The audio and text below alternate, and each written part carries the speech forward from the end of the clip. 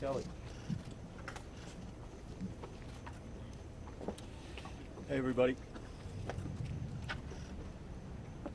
A few weeks ago, I addressed all of you, and I said that my client was not driving while intoxicated. After much discussion and a thorough review of the evidence, today the District Attorney's Office correctly agreed to not move forward with that very charge. You see, the evidence revealed that my client finished the contents of one drink in 2 hours at the American Hotel. And contrary to what was reported, he wasn't drinking other people's drinks or warned in advance not to drive. He wasn't rude, he wasn't obnoxious, he wasn't belligerent. In fact, he was polite, and he was cooperative, and he was respectful during his entire encounter with law enforcement, as they were to him. His plea today to the reduced and amended non-criminal charge, this traffic violation, is consistent with these facts and full acceptance of responsibility for them. I would like to thank the Suffolk County District Attorney's Office for its swift, diligent, and thoughtful review of that evidence and a fair resolution, like I said, of this very case. District Attorney Tierney and ADA Shalafel, Bureau Chief Pat O'Connell, ADA McGill and ADA Cangro and ADA Lathier, they worked extremely hard on this matter, and their door remained open for me and my legal team to discuss and to negotiate and to laser into the issues of this case.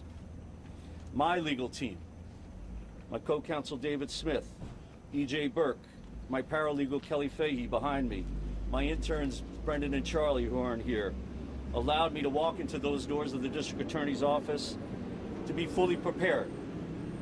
And their diligence was immeasurable within these last 90 days.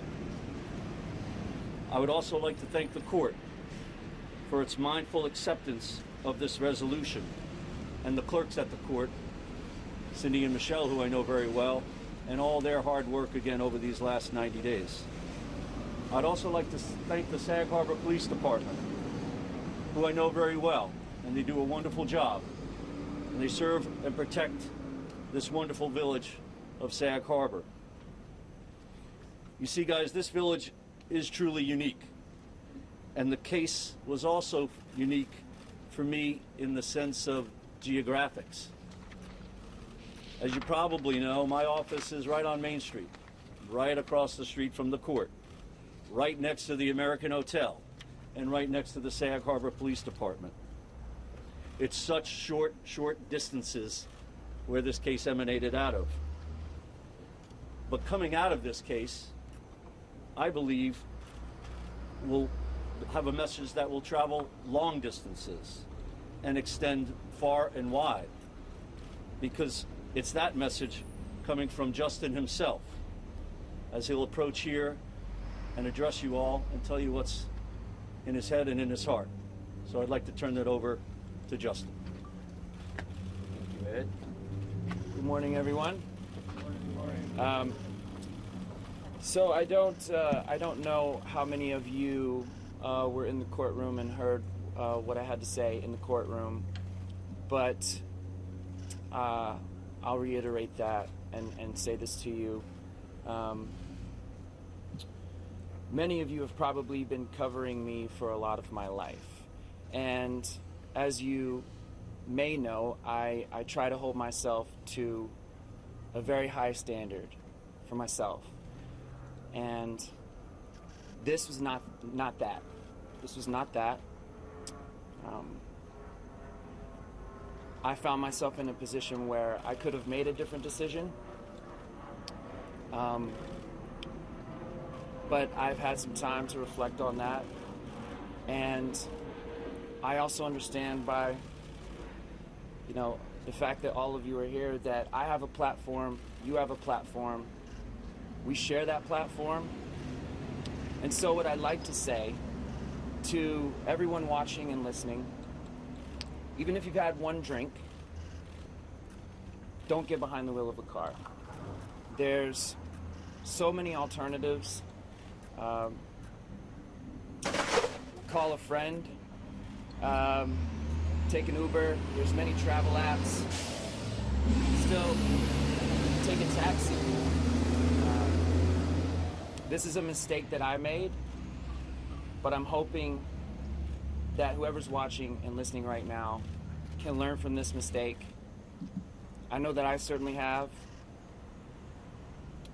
And like I said, even one drink, don't get behind the wheel of a car. I also said this in the courtroom before, but I grew up in a small town, so I can appreciate and understand the strain or unique nature that this must have been on the people of Sag Harbor. But I just want to say to everyone who's been involved, from everyone in the courtroom to everyone outside, including the police department, that I'm very grateful, and I thank them. And I guess in closing, I'd like to say we can all be more safe out there. And I'm going to do my part. I hope that everyone else does their part. And thank you very much. Justin, have you spoken to nonprofit? What charity will you be working with?